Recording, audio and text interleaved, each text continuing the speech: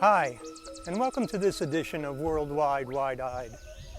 I'm Scott Bergstein, and no, Toto, we're not in Kansas anymore.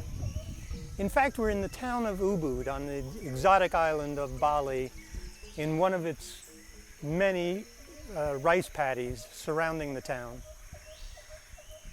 You know, Jessica and I have a travel policy. We don't go back to a place a second time. We figure that there are so many places in the world we have yet to see that there's just not enough shoe leather left to travel up to them all. So we only go to a place once.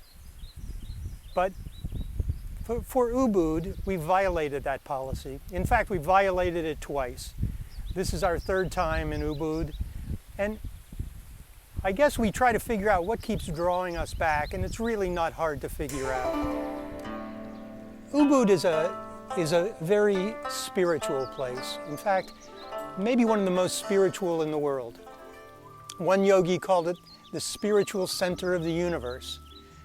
I refer to it as a spiritual hotspot. You can call it whatever you want, just so you use the word spiritual.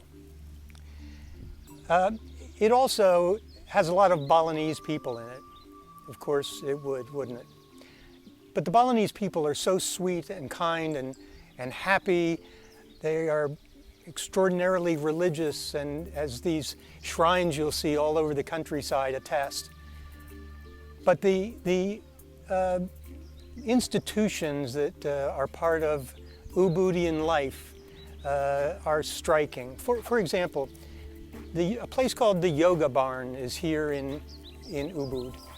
The Yoga Barn is known worldwide as a place for yogis to practice and to in fact train to be yoga masters themselves. There's the monkey forest where 600 macaque monkeys frolic and play and steal things from tourists. I saw one looking down at me from a tree the other day wearing a brand new pair of Ray-Bans, so be careful when you go to Monkey Forest. Another of our favorite places in Ubud is Laughing Buddha. It's a restaurant and bar where tourists from all over the world convene to listen to some of the great live music that Bali has to offer.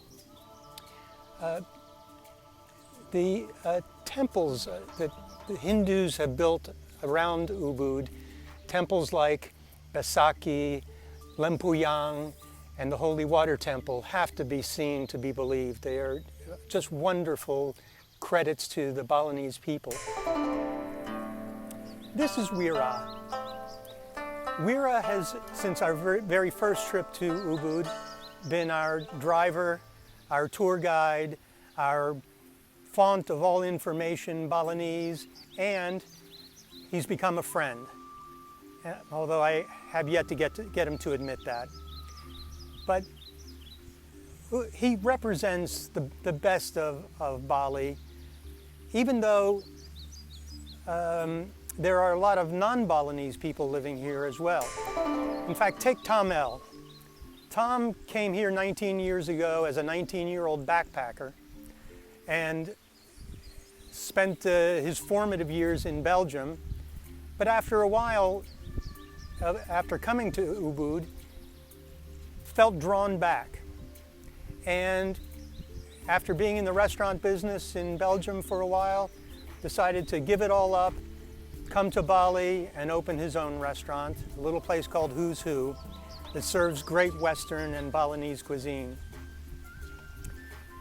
One of the interesting things about Balinese cuisine, speaking of that, is a libation they call kopi luwak.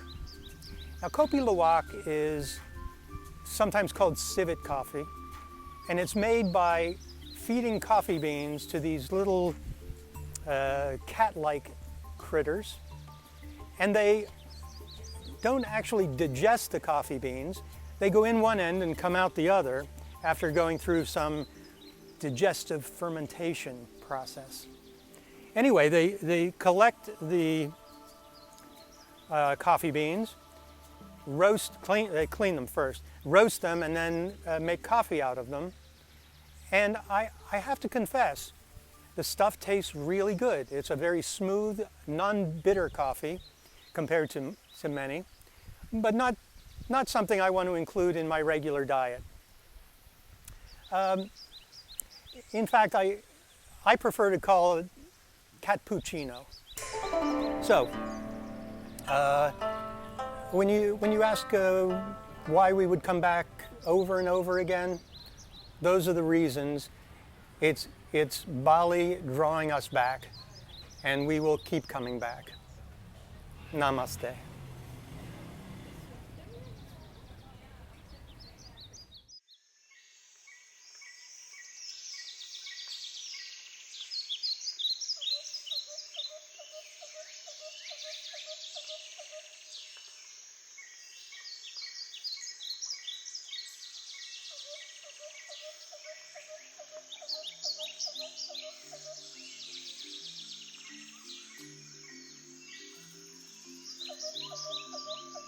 Oh, and by the way, if you liked any part of this video, I mean any little part, please subscribe to it by clicking on the subscribe button on my YouTube channel. And check us out at www.worldwideeyed.com. Thanks for joining us, and see you around the world.